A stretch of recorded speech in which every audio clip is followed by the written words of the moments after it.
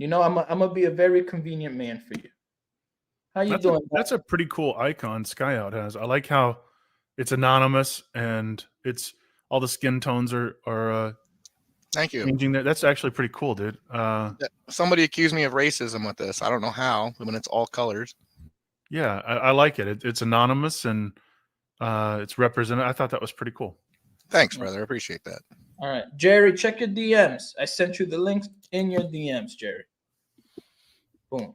Oh, there we go. There goes Jerry. There goes Jerry. All right, we have two Calvinists here, and so let's have a little discussion. No, hold on. I don't know about Skyout because it's like an anonymous image, but Jerry is the clear, consistent Calvinist, just going off the beard. Jerry, you win the internet. Hey, I appreciate that. I work really hard on this beard. Yeah, no, you're a legit Calvinist, man. I can tell. Yeah, I could hear you. Can you hear us? I try my best. Yeah, Jerry, try shutting off your camera because it seems like you're lagging. So just shut off the camera. You see the stop camera button? There we go. He cleaned up nicely. There we go. There we go. Jerry, can you hear us? I can hear you. All right. So there seems to be a bit of a delay. So all right, we're here, Skyout. We have two Calvinists. We have McCrew here, and we have Praise. So where do you disagree with anything that we've said? What are some points of contention that we said that you guys disagree with? Well, as far as the call is concerned in John 6:44, what needs to be established is that in John 6:44 is an inward call, which always results in salvation. So this is the call of God that's Jesus spoke in John 6:37 through 47. So this is the inward call when it says, all that the Father gives me will come to me, and the one who comes to me I will know means cast out. So to me, this is just teaching predestination, irresistible grace, or unconditional election, predestination. And the other view, instead of the inward call, is more of a synergistic Arminian interpretation of a general call, which the gospel goes out to any time the gospel message is preached, and this can be resisted or rejected by those who receive it. Matthew 22:14, Romans 1:18. So I take this passage as those that God is calling for the elect, and also the ones that reject the calling is the ones that go out to a general call that doesn't is not resistible. It's based off the compatibilism of free will of that person receiving the God, like a reprobate coming to faith in Jesus Christ by the grace of God needs to be in the Spirit, and I believe that can't be accomplished without the Spirit first regenerating that person. So there's a certain time period what I believe God will regenerate that person through that general call if he so wills it. So so that's how. And then as far as the Greek is concerned, there's a lot of parts in the Greek as far as I mean, and I will raise them up, right? And I will raise them up. It's in the indicative mood. And when it says the Father's will in these verses, it's actually expressed in the subjunctive mood. So the Son's obedience is expressed in the indicative. Let me ask you a question, Skyout, because I know Warren. Sorry, I didn't mean to ramble. No, let me ask you a question. How many chapters are in the book of John? Off the top, 28? More or less, right? Yeah. So why are you basing a doctrine off of a couple of verses? When I'm not doing that. Well, hold on, let me finish, buddy. I'll let you speak. When other passages in the book of John give stipulations, right? To what? For example, salvation, right? There are stipulations, right? Provided you continue on my kindness or you'll be cut off. That is Romans 11, but bear fruit or you'll be cut off and things of that sort, right? Or John chapter 17, where we have an example of Judas, where Judas was protected and he still geared off. So you're making a doctrine here and you're adding all of these Calvinistic presuppositions. You just mentioned election. You mentioned total depravity, I think. I didn't say all of these things, and it's not in this text. So all those things you mentioned were loaded onto this text. So why are you basing a doctrine off of a couple of verses when other passages in the book of John give stipulations? I didn't say those. Right? So all those things you mentioned were loaded onto this text. I can read the text for what it says and be fine. Let me tell you what the text is not saying. No one can come to me unless the Father who sent me draws him, and I will raise him up on the last day. I agree with that text. No presuppositions. What is the text not saying? Oh, the text is very clear, right? In this text, nowhere does it indicate, right, that those who are drawn will always come. The only people that are given are the ones that ultimately accepted. Where is this? Where are you getting all these presuppositions in the text? Go ahead, Warren. I saw you. Do you mind if I interject? Yeah. Do you mind if I interject? All right, yeah, I'm okay. I'm okay. Listen, yeah, I mean, okay, go ahead, Jerry. Okay, this was the argument that I presented in the chat. I just kind of wanted to bring up because the effectuality of the drawing is seen, I believe, and let me say this first. I want to preface this by saying thank you for allowing me on the show and having this conversation with me. I respect both of y'all and believe both of y'all are my brothers, but I do want to address the effectuality of the drawing. And I believe that comes lexically when we look at the word helko and the way that it's used in the Greek every other time in the New Testament. It's always effectual, such as drawing a sword from a sheath, drawing in the nets full of fish. So that lexically it's effectual, and I would say syntactically, because we see that the him that's drawn is the same him that is raised up. So you're saying So that what would the your word response to that be? Okay. So let me ask you a question. Helko, the word for drawn there is effectual. No worry, I'm gonna ask you a question real quickly. I'm gonna ask you a simple question, okay? Just so that I can get your position accurate. I can answer it now because you typed in John 12. I can answer it already. Okay. No, I'm gonna ask you: is it the same I know draw where for you're going. Okay, No, go ahead. I don't know. I'm legitimately asking. I'm not trying to trap you or anything like that. Is the word draw in John chapter 12 and the word draw here the same Greek word? It is. Okay. And so I believe that now, it's effectual there too, wait, which is why I see all people. Buddy, I will let you respond. I let Okay, you go cook. ahead. Now let me cook. I let you cook. Now let me cook. This is why I say you have added your presuppositions. Because when I look at John chapter 12, the same Greek word, logically and coherently, I can show you that not all people that Jesus draws come to him. Therefore, you have to add the doctrine of predestination and election. You have to add it, because if you don't, your Greek understanding of that word falls apart. But when I read the text plainly and I read it logically, the word draw cannot mean how you're trying to make it seem. Otherwise, the whole world would be drawn and everybody would come to salvation. But as McGrew pointed out earlier, Right. So there's an element of free will and we can reject the draw. Right. So that's why we disagree on what all Garbage. people means there. When I'm looking at that, I think he's talking to the Jews and he's telling Jews, hey, it's not just you guys. Gentiles are being drawn too. People, as John would say in Revelation, people from every tribe, tongue, and nation, not every single individual, or else we would have universalism.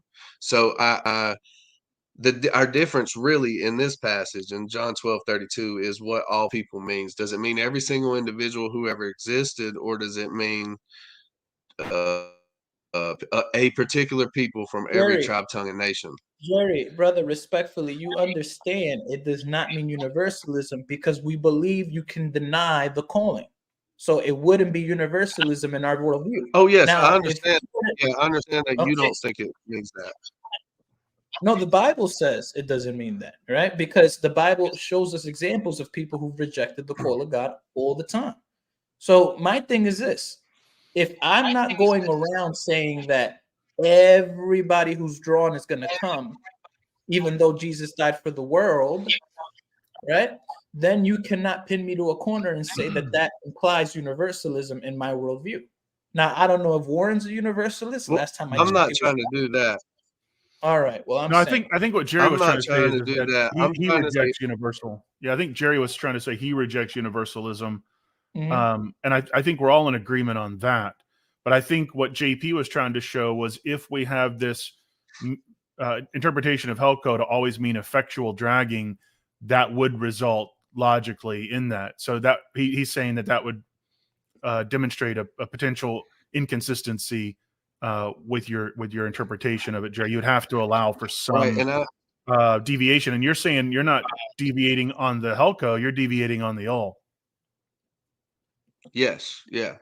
Yeah. Okay. I'm So you're deviating. saying, I'm all people are understanding all drawn. different.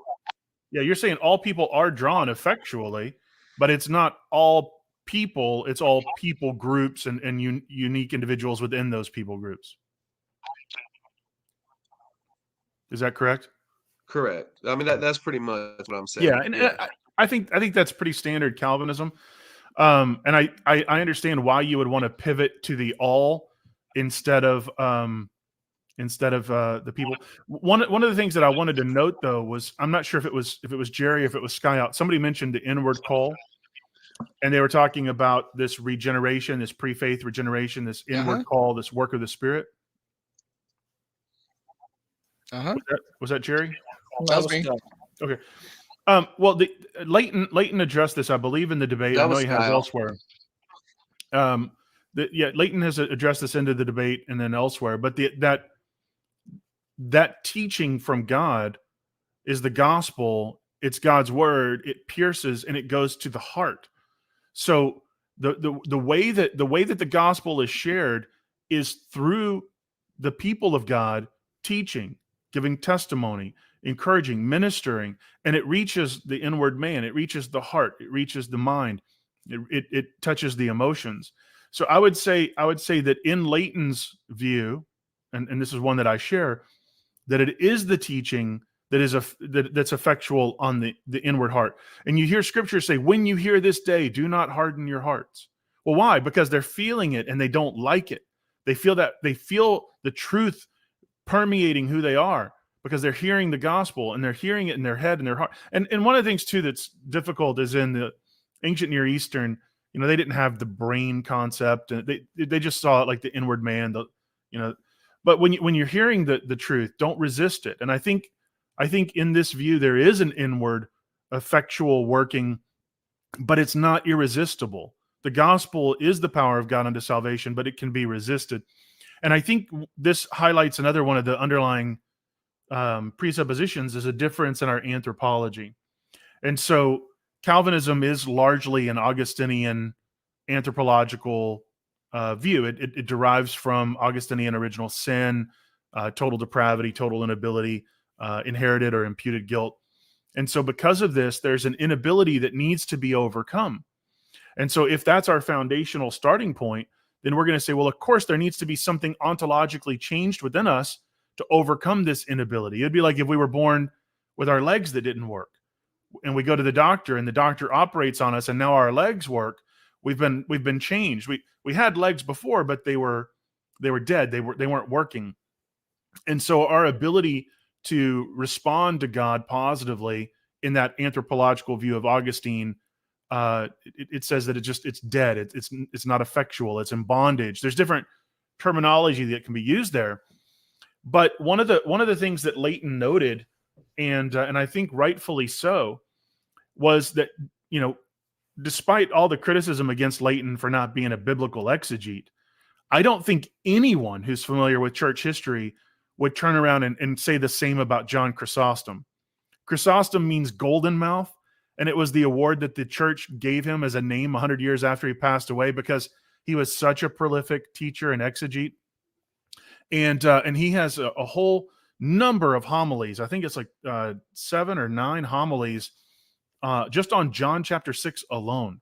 I mean, the man spent tremendous time exegeting John chapter 6.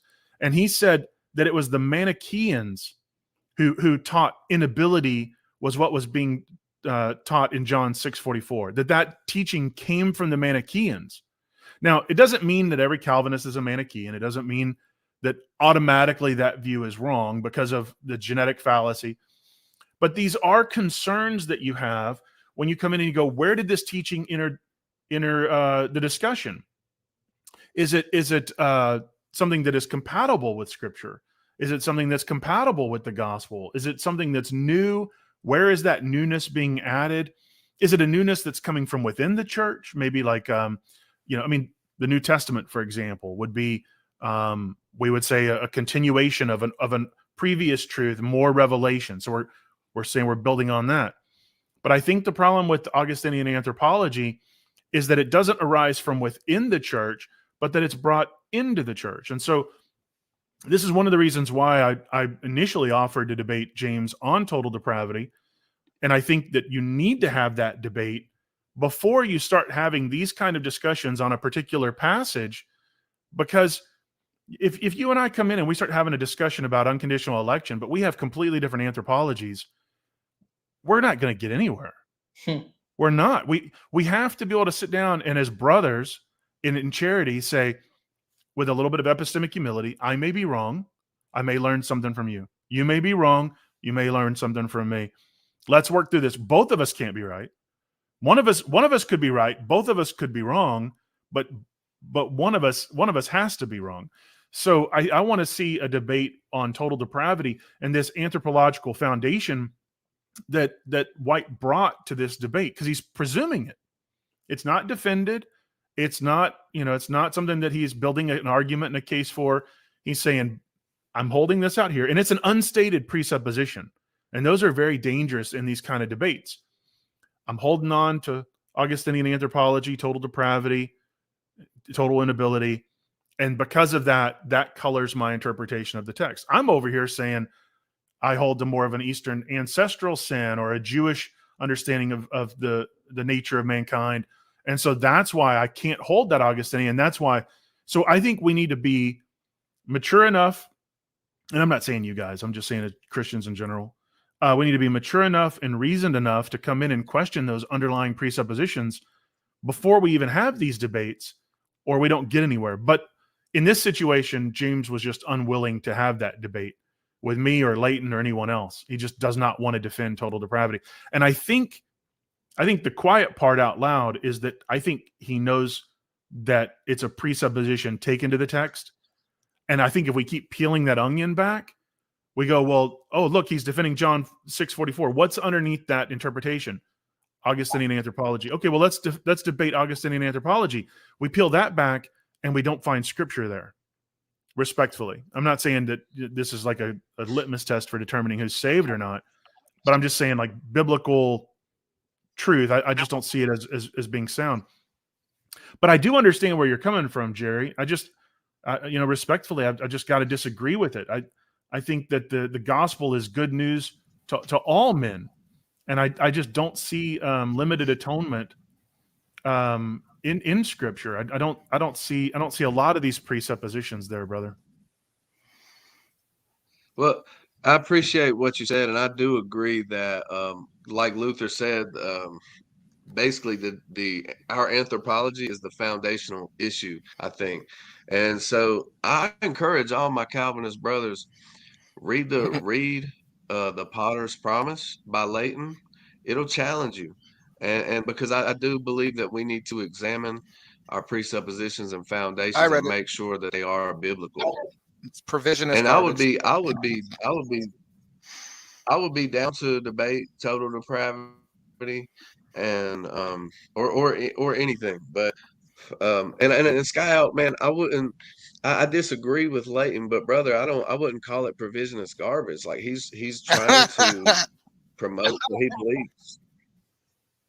He's trying to promote what he believes, just like we are, man. I appreciate you being respectful and courteous, Jerry, in spite of our disagreements. We're not denying that you disagree with us any more than you're denying we disagree with you, but I appreciate the civility and the tone in which you have. And I think that exchange that we're having is one of the reasons why I started Idol Killer. Now, that may shock some people given the content that I've produced, but my very first guest on was Chris Date, a well-known Calvinist, and we had a lovely discussion trying to work through eternal conscious torment and annihilationism or conditionalism. So I think that there is a sense in which we can operate ecumenically, in spite of those and through those disagreements.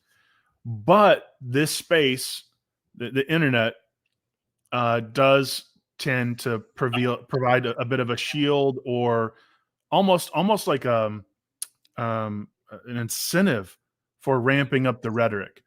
And I'm trying my best and I fail, but I'm trying my best to be as civil as I can. Now I do meet people where they are. If they walk, I walk. If they run, I try to keep up.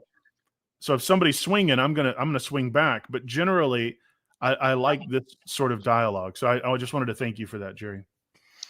One more thing too, in John 6:44, because I know I heard you like, and I know you're not a Calvinist, but denying the unconditional election before the foundation of the world. I know you guys. Hold on, Skyout. Hold on, Skyout. Okay. We have another Calvinist in the thing. Oh, really? John 17. Feel free to come in real quick, buddy. I know that you say that James White is correct on most of the things. I saw a couple of your video titles. So feel free. John 17. He's not a Calvinist, is he? He's not a Cal. I don't think he's a Calvinist. I think I know who that is. I don't think that's a Calvinist. All right. Carry on, fellas. Carry on. That was funny. So in my theological view, the doctrines of election and salvation, obviously I believe that God elected those individuals who would be saved based on his foreknowledge that they would believe, and God unconditionally elected those individuals that he would save based on his sovereign choice alone. But as far as John 6:44 is concerned, there's many parts in John 6:44 that has different, I guess you can say, Armenian synergistic interpretations. So the first one is Jesus in John 6:44.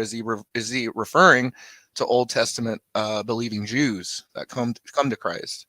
And I believe that interpretation is just unattainable. It just doesn't say that they're referring to Jews coming to Christ.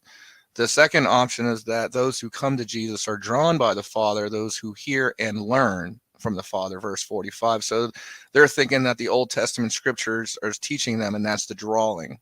It's not a spiritual aspect. So they're not unconditionally elected before the foundation of the world. This is from the Arminianistic point of view. And all that the Father gives me will come to me in 6:37. It refers to a collective group of all believers. And the second half. So wait, slow down. So who will come to the Father? All that what? All who believe. No. All that what? All that who come? All that who believe. And who does the Father give to the Son? The Father gives to the Son those that believe. Okay, then. So all that the Father gives me will. That wasn't the point, though. The point of the passage is, what is the verse saying? Are we learning I'm from? telling you what it's not saying, right? From Old Testament scriptures, or because to me, it's not saying that. Okay, it's saying so hold on. those Let me give you an example of what the text is not saying. The text is not saying, right, that the Father is giving all who are drawn, because only all who are drawn will come. Right? What the Bible's saying here is that in order to be given, you have to be drawn, and all who are given are the people that responded to the drawing. So if you're given, it's because you responded. Right. You don't believe in unconditional election before the foundation of the world. But I don't see your Calvinism in here. I don't see it. Well, it's when it says the one masculine singular who comes to me, I will certainly not cast out. I see it just clearly. But there's interpretations of. I don't believe that God casts anybody out. Now, that's here's a question. So in John 1:11, it says he came to that which was his own, but his own did not receive him. Okay. And then we look at Matthew 10, specifically verses 5-6. Hold on. Jesus sent these 12 out, instructing them, saying, "Do not go on a road to the Gentiles. Do not enter a city of Samaritans, but rather go to the lost sheep of the house of Israel." And so you're saying that despite that, Jesus was not going after Jews. I believe when Jesus was referring to the Old Testament believing Jews that were coming to Christ, they did not believe. They hardened their heart. So rather it refers to being drawn through God rather than the OT scriptures. That's just how I interpret the passage. It's not referring to any form of Jews believing because they hardened their heart. But that's why you hear words like verse 33, world, or verse 35, whoever, verse 40, everyone, verse 47, whoever, verse 51, anyone. So these are interpretations that are for those who are elected before the foundation of the world, not from. When you say elect before the foundation of the world, do you have a verse that you have in mind when you're Ephesians 1:4? Ephesians 1:4. Can we pull that up? Absolutely. Give me 1 second here. I will pull that up. There's many verses. I mean, I can list a dozen Oh, verses. one at a time. We don't have to shotgun. We don't have to shotgun. Okay, so with the Ephesians 1:4, it says, according. Now I'm going off the blue letter. I forget which translation. I think this is KJV. No worries. According as he hath chosen us in him before the foundation of the world, that we should be holy and without blame before him in love. Now, from this, I understand why a Calvinist would say this is referring exclusively to the elect.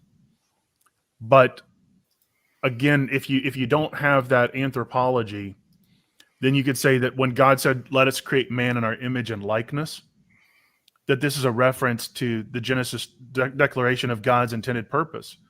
So this isn't unique just to the Calvinist elect, a select within a select, but rather this was God's intended purpose for mankind.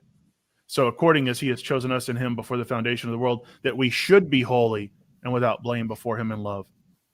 And then you get into predestined us to the adoption, and you can get into issues with that. But before you move into the subsequent verses, I'm curious why you see this as saying that this is only a select number of individuals who God has eternally known. You see it where it says in Ephesians 1:4-5, it says, just as he chose us in him. So to me, God chose us before the foundation of the world and predestined us to adoption as sons. Why? Because of his kind intention of his will. I see this verse clearly as his sovereignty decided in advance who will be saved and completely up to him as far as his will is concerned. So how show me where God is not sovereign in the model I'm about to articulate, if you would. So God, before he created mankind, sovereignly determined to make mankind in his image and likeness, that we would have relationship with him and be blameless and walk with him in love. Right. So that's God being sovereign. That's in keeping with Genesis 1. That is a declaration about man and mankind, Adam, as they say in Hebrew. Right. So why would that be wrong? Because I don't see the passage referring to Old Testament believing Jews coming to Christ. No, not Jews, just mankind. Just mankind. Well, if you're talking in Ephesians, he intended for let us make man in our image and likeness. Adam obviously fell from that, but let us make man in our image and likeness. This would be in him, in his image and likeness, in him. So that the standard for this is not us, but it's him. So I'm curious why that would not be a reasonable interpretation, or that it would minimize God's sovereignty in your view. Depends how you look at the fall, because I look at the decree of the fall must precede predestination to salvation or damnation. So I believe that we're all totally depraved until God gives us that grace. That's the only way I can interpret this passage. If you're saying that he didn't do that and he didn't predestine us and he didn't use his sovereignty and it's up to our choice, then we're talking about open theism, where now it's up to man's will to, and then God responds to what we do. That's and not open theism, bro. Yeah, that's. I mean, maybe that's some really bad form of open theism. That's nothing I'm familiar with. But my point is if God, in his sovereign determination, decided to make mankind in his image and likeness, all right, and then he predestined those that followed and trusted in him to be conformed into his image, according to the purpose of his will, the praise of his glorious grace, et cetera, et cetera. Where's the issue? Unless we're just begging the question for exhaustive determinism. Is that what we mean by sovereign? Not that God is the one making the decision, but he's the one making all decisions? Well, I believe that he's making all decisions according to his will, absolutely. But when I speak of sovereignty, specifically, I mean his ever-present power as far as creation, like he's spoken to existence ex nihilo. And then as far as his decree, he has his decretive will and his decree and his law.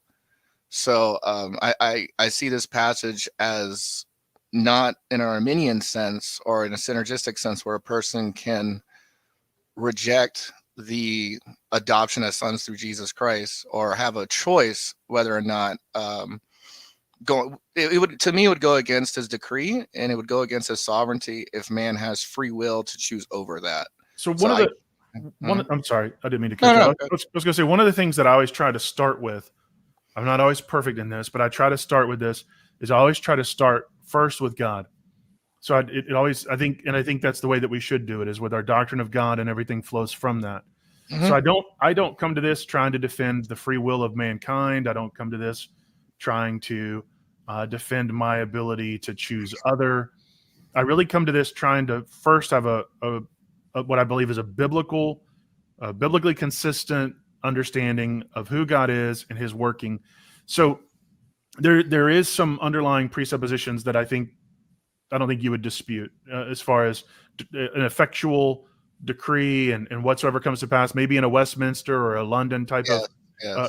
yes. So my question, and now we're gonna back up, and we're gonna get into potential philosophical entailments. Oh, But I want to follow that line of thought, and you walk me through.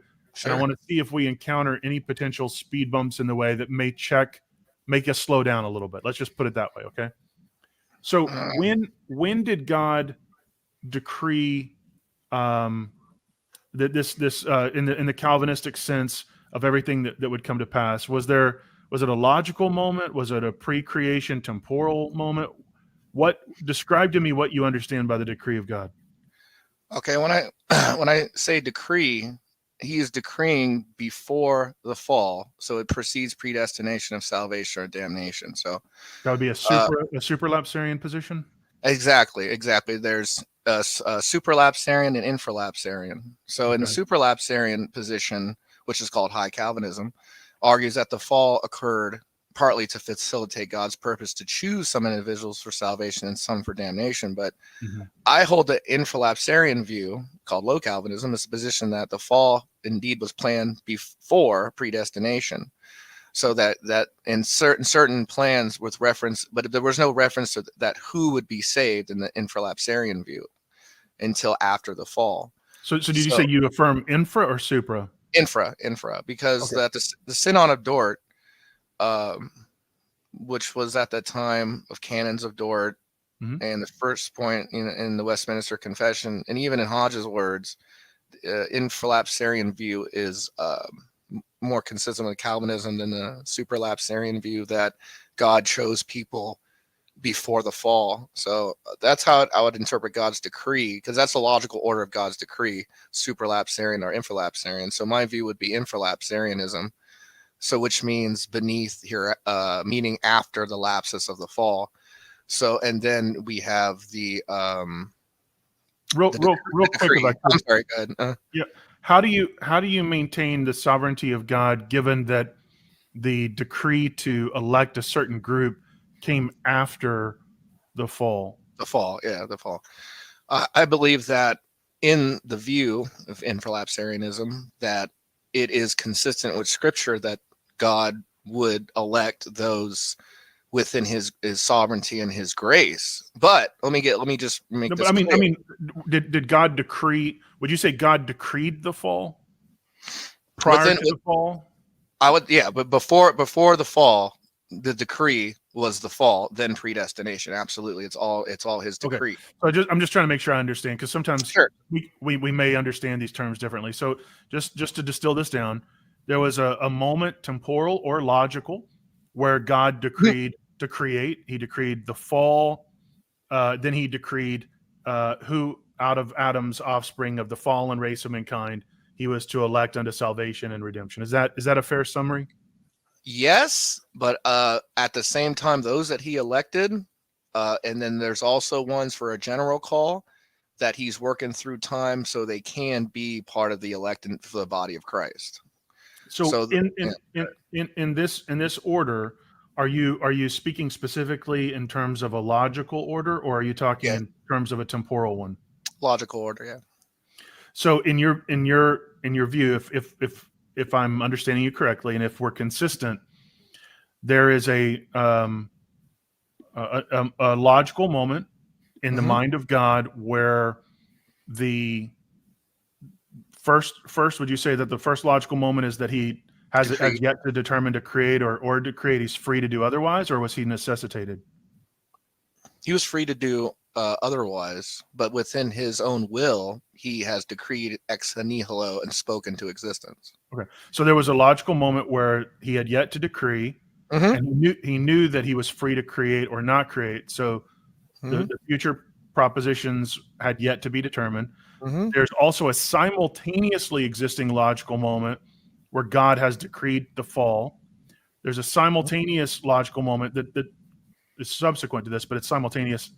They're all existing simultaneously in the mind of God, where Mhm. he's electing to save a particular people group. Mhm. So you have competing states of affair in the mind of God, where he doesn't know if he's going to create, but at the same time, he already knows that he's elected whom he's going to save. So that seems to create a, and I apologize in advance for the No, polemical okay. nature of the statement. It seems to create a schizophrenic view where God is believing contrary truths simultaneously, because Mhm. it's not like in the logical moment of the alphabet where A and then B and then C and A is not A, but they're not in conflict. In that logical moment view of God, you have him believing diametrically opposed states of affairs simultaneously. That he doesn't know if he's going to create, he's free to do otherwise. He can create or not create, and yet he's already created, decreed to create. He's already decreed Mhm. who's going to save and who he's going to pass over. So how do you handle that seeming contradictory states of affair in the mind of God? When you say the logical mind of God, I believe in his mind, in my view, that he elected those individuals who would be saved based on his foreknowledge, that they would believe. So these unconditionally elected individuals is based on his sovereign choice alone. So Would you say that foreknowledge is of what they would do, and or would you say it's conditioned on that, or is it unconditional? When you say foreknowledge, how do you hash that out? I look at foreknowledge in a few ways, because for the elect, he has foreknowledge that they would believe, and then for the foreknowledge of the non-elect, waiting to believe at a certain time for him to be glorified. So that's why I said, like, the unbeliever can believe when they're 60 years old, because God is going to regenerate their heart at a certain age for his glory by his foreknowledge. So not everyone that is non-elect to their whole life. They can believe by hearing and preaching of the gospel, and God could regenerate them because When within you his foreknowledge. when you say his foreknowledge, what is the basis of that? Are you saying that he has decreed and thus he knows, or almost in a Molinist sense that by way of No, maybe like a middle knowledge, he knows what a free agent would do and thus he's decreeing? I would say within his foreknowledge, he knew in his kind intentions of his will, and then when he knew, he acted, and then there was that decree with based on that foreknowledge of those individuals that God would elect, and those that were unconditionally elected individuals that he would save based on his sovereign choice. So he spoke into existence ex nihilo based on his foreknowledge that those individual would unconditionally be elected to his grace. Jerry wanted to jump in. Okay.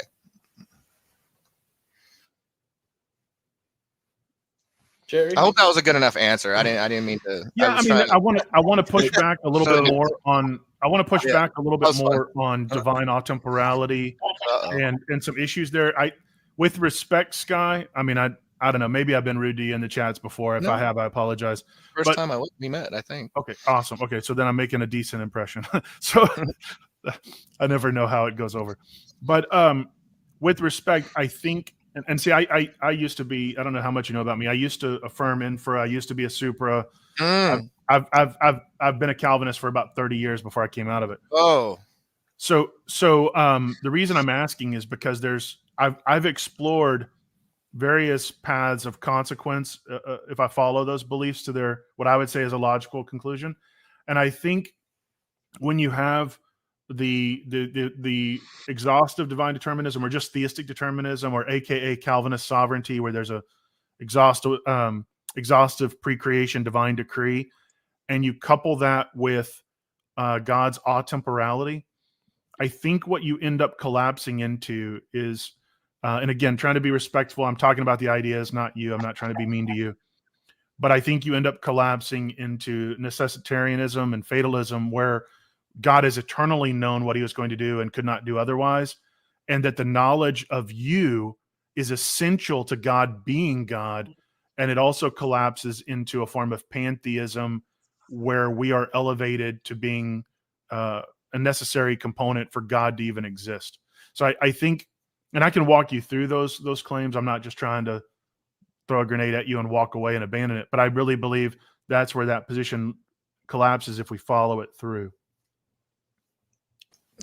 If I ask you a question, how is your Christian life today? Would you consider yourself more Pelagian, Arminian, or what would you, Lutheran, or? No, I mean, I lean EO on a lot. I was raised Protestant, so those areas where they're similar in Roman Catholicism, my skin still bristles at. But as far as their anthropology, their ancestral sin, that sort of thing, I lean that way. There's a lot that I share with the Anabaptists.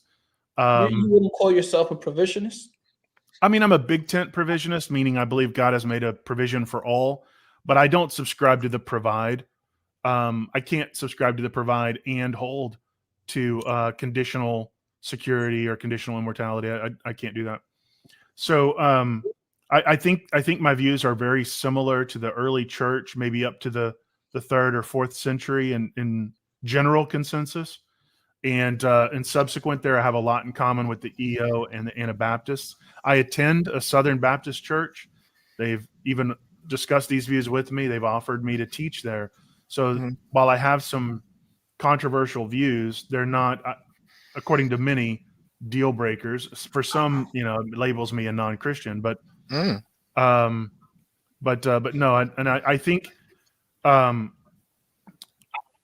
I without going into too much detail, no, I think my relationship with the Lord is much more stronger and precious to me now than were when I was a Calvinist. It's not to say I didn't love the Lord. I truly did. I was saved when I was a Calvinist, so I'm not trying to make that claim.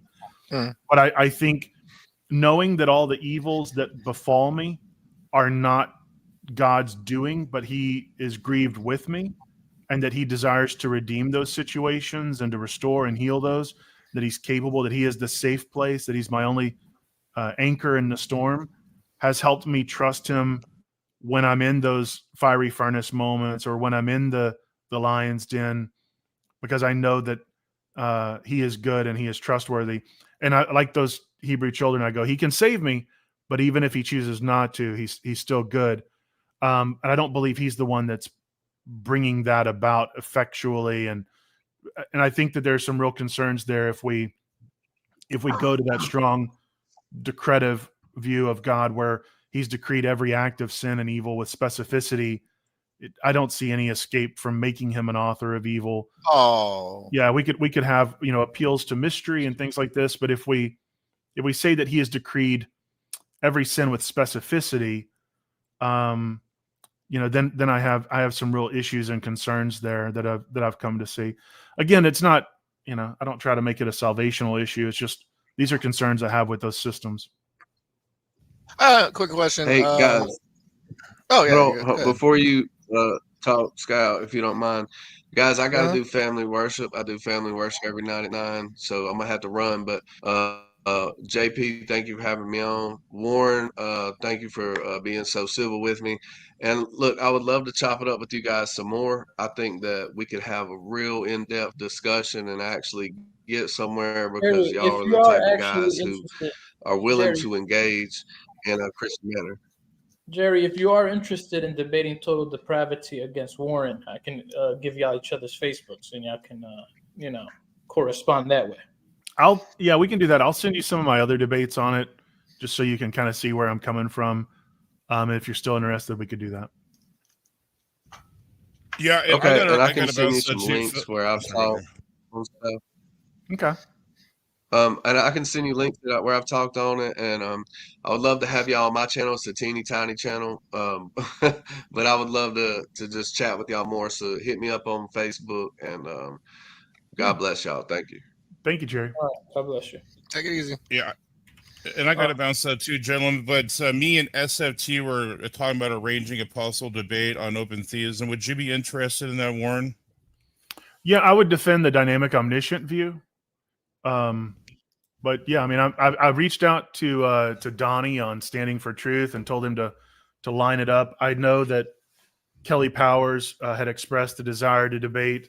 Somebody had extended him an invitation. I think it was Tyler Fowler from Faith Unaltered, and so that may end up happening. I don't know. I don't have any strong confirmation. I don't know Kelly personally, so I don't know what would come of that. But I'm always up. If not a debate, then at least the discussion. I mean, you know. Yeah, so SNT was, because I debated several open theists before, and I think it might be a good discussion. Maybe an SFT, if you'd be interested, maybe we could arrange something in the future. If it's up to you, though. You're talking to an old man, an old soul here. What's an SFT?